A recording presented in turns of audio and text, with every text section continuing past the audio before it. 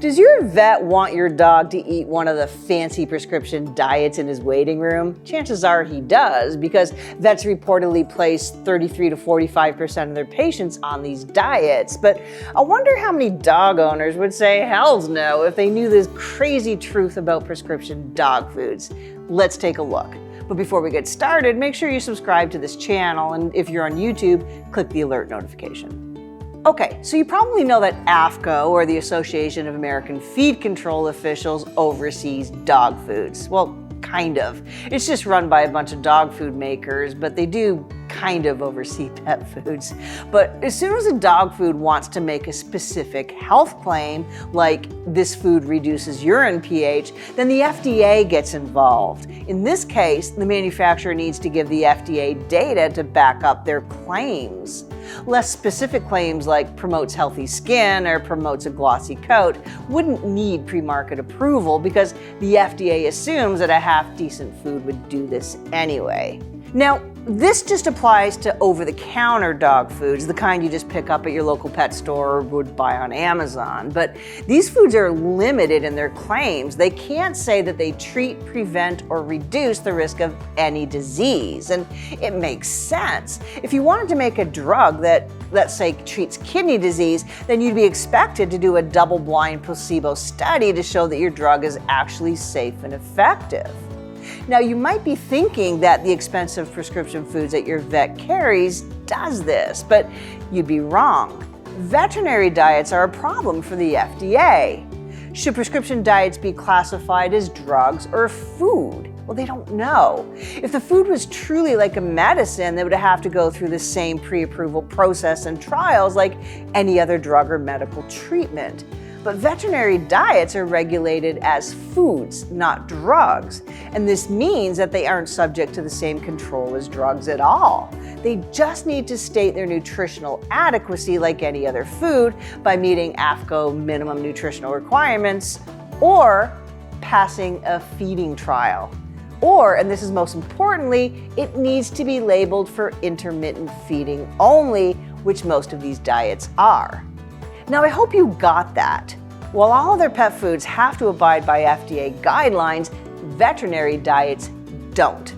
The FDA practices what's called enforcement discretion when it comes to prescription diets. They assume that the vet's training will be enough for them to safely use the food, which is a bit nuts because most vets' formal nutritional training is one basic course. And any information that they get on nutrition after that one basic course usually comes from a handful of pet food makers who make veterinary foods. So you can imagine that the information is kind of biased. Now, you might still be thinking, yeah, but Dana, vet diets contain special ingredients that are tested to help dogs. Well, the truth is, there's usually nothing in vet diets that can't be found in over-the-counter foods. And think about it. All of these pet food manufacturers that make veterinary diets also make regular old foods, usually with poor quality, high processed ingredients. Now, do you think that they're using different ingredients for their prescription foods? These foods, they're all made in the same factory using the same ingredients from the same suppliers as their cheap foods. It's super hard to believe that the cellulose, corn gluten meal and byproduct meal used in prescription diets, it's extensively researched and proven better than the same crap that they use in their supermarket foods.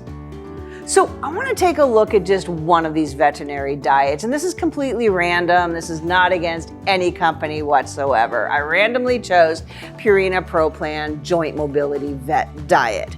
Now let's take a look at the ingredients here. And the first ingredient is Brewers Rice, which is loaded in arsenic.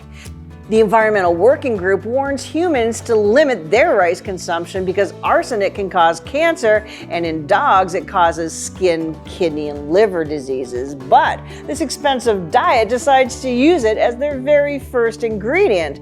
Not meat of any kind, but rice. Now after that, the second and third ingredients are trout and salmon, which is probably fine, followed by corn gluten meal. Now, corn gluten meal is a genetically modified, high pesticide way to boost protein content with cheap corn. And the best way to find out if a food uses cheap plant proteins instead of expensive and more digestible animal protein is to look for dried egg product, and there it is as a 6th ingredient. Now, after the corn gluten meal is poultry byproduct meal. Now, for over $100 a bag, wouldn't you think that Purina could at least tell you if this ingredient comes from chicken, turkey, duck, pigeon, or any other specific bird? It's called poultry because it's probably just a pile of waste from the actual good foods that actually tell consumers what protein source they use. This is just my opinion, of course. Now, looking further down the ingredient list, we have animal digest. Oh, really? And again, what animal are we talking about here? Generic animal protein comes from pretty much anything on 4 legs, and it's usually rendered crapola. In fact, FDA testing found that animal digest was a likely source of the euthanasia drug pentobarbital that they found in pet foods. So any ingredient with animal in it as opposed to beef or lamb is reasonably likely to contain euthanized zoo animals, farm animals, and even pets. Now, what exactly are the therapeutic benefits of this? Next on the ingredient list is animal fat. And again, not chicken fat, not beef fat, but the cheapest source of fat that they could buy.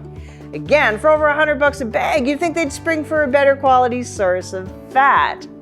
Now, going down the ingredient list, let's look at the laundry list of vitamins and minerals. And there you'll find menadione sodium bisulfite complex. Now, this is the cheapest source of vitamin K, and it's actually banned in human products because it can cause anemia and brain damage. And last on the ingredient list is sodium selenite, which is again much cheaper than the high quality source of selenium, which is selenium yeast. Oh, and by the way, sodium selenite has been shown in some studies to have cancer-causing activity. Now, if this food wasn't sold and recommended by vets, who would actually buy this stuff? And how exactly would this manage my dog's joints anyway?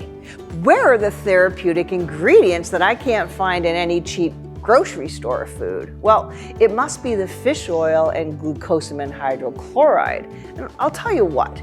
If you want to feed your dog this quality a diet, and I really hope you don't, then why not just go to the supermarket, grab a cheap bag of food that's probably half the price, and just add some fish oil and glucosamine for a few cents a day. Overall, this food, like most prescription foods, is loaded with highly inflammatory ingredients, which is ironic because this food is supposed to help with inflamed joints. In my opinion, veterinary diets are the biggest scam in the world, and nobody cares. Except me and you, of course.